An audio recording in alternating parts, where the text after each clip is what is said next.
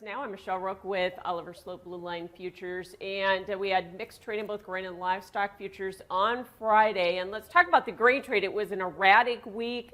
We had lots of headlines that were pushing the market. We managed to actually hold key support areas really in all of these grains. That was kind of a victory, wasn't it? Yeah, definitely a victory. We were kind of on the brink of a bigger technical breakdown for corn and soybeans, testing the low end of the ranges, which was a technical factor, but also some psychologically significant numbers in there as well for December corn, 650. Obviously, the number everyone's keeping a pretty close eye on. A break and close below there. And there was some air underneath the market where we definitely kind of saw that trigger additional long liquidation from the fund. So being able to defend that, I think, was important for setting us up going into next week's trade. And on top of that, we've got seasonal tendencies that show signs of strength here in the grains. For March corn, we've seen the market rally from November 16th to January 4th for 13 out of the last 15 years. For soybeans, November 16th to January 9th for 14 out of the last 15 years. So we start to see some bullish tendencies coming in the market. So it was especially important this week to hold the low end of that support range. Yeah, and January beans also held the 100-day moving average, which was pretty key considering, and impressive, I would say, considering soybean oil had such a horrible week.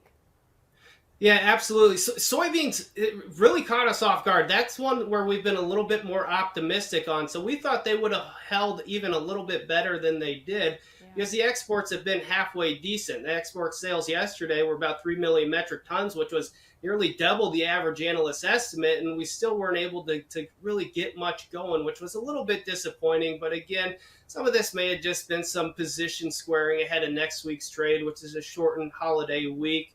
And for corn, I was a little bit more surprised in a positive light because the exports have been dismal over the last several weeks, but yesterday was friendly. And hopefully we can see that become a little bit more of a trend and kind of kickstart that seasonal tendency that we discussed. Yeah. So talk a little bit about soybean oil. Soybean oil took out the uptrend line this week, and we've been watching that market, and I know we're always looking at meal more as a factor in the products being the stronger leg of the complex, but soybean oil breaking down, are you concerned about that, and how much of it was tied to the global veg oil market versus the crude oil market? Well, I think you nailed it on the head there. I think there's been a lot of outside market factors, especially here as we rounded out this week's trade. We saw crude oil really rolling over sharply today, which I think pressured a lot of other commodities, and I'm kind of thinking that might be a little bit overextended to the downside. So hopefully we can find some support with crude oil as the last trading day before you're at risk of delivery for the December contract. So some of that may have been some long liquidation ahead of the weekend. But all in all, I think crude oil can remain supportive, especially with the White House and the administration stating the fact that they're looking to refill some of the SPR at the $80 level and below. So I think that would be a little bit supportive and potentially help some of these other markets going forward. Crude oil, part of the drag this week was just the rising COVID cases in China again, wasn't it?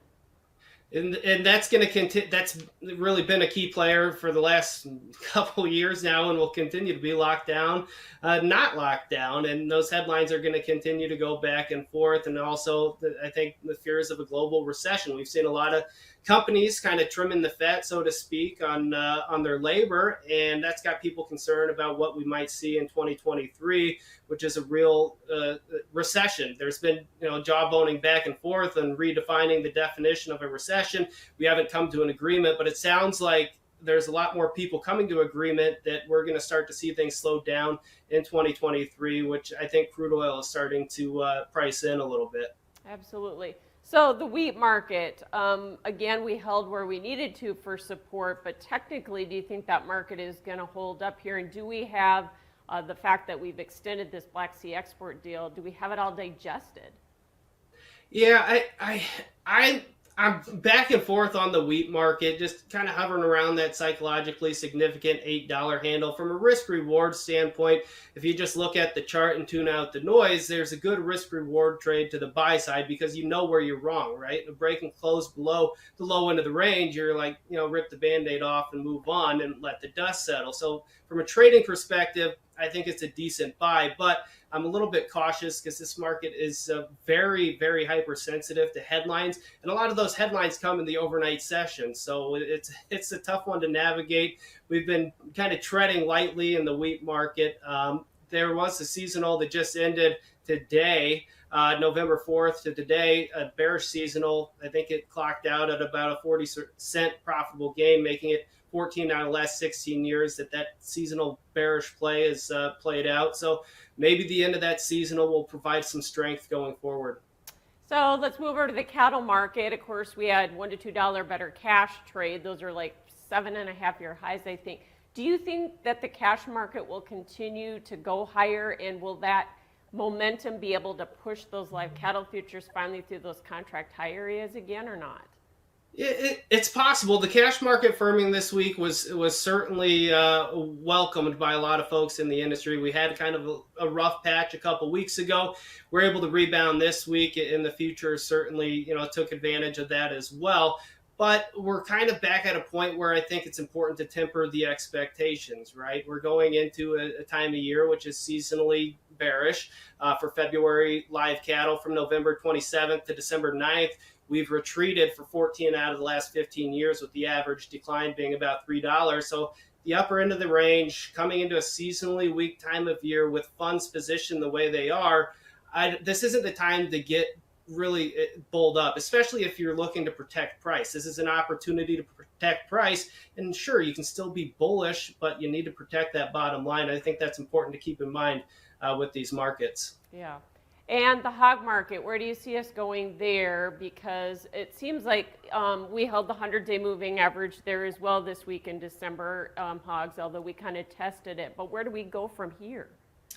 It's been choppy. December hogs have been basically tethered to the 100 and 200-day moving average, Right. as you had mentioned, for 8 consecutive sessions. We've been halfway optimistic on lean hogs, but we really haven't gotten that move that we want to see to really get us excited about a bigger move to the upside, as we're just chopping around. The February contract has played in a little bit more friendly. We are at the upper end of the range, but we failed against trendline resistance for the 4th time in 4 months. So that's not necessarily a great thing to see, but we still have a chance at breaking out above that if the fundamentals can remain strong. All right. Well, appreciate your analysis as always, Oliver Sloup with Blue Line Futures. That's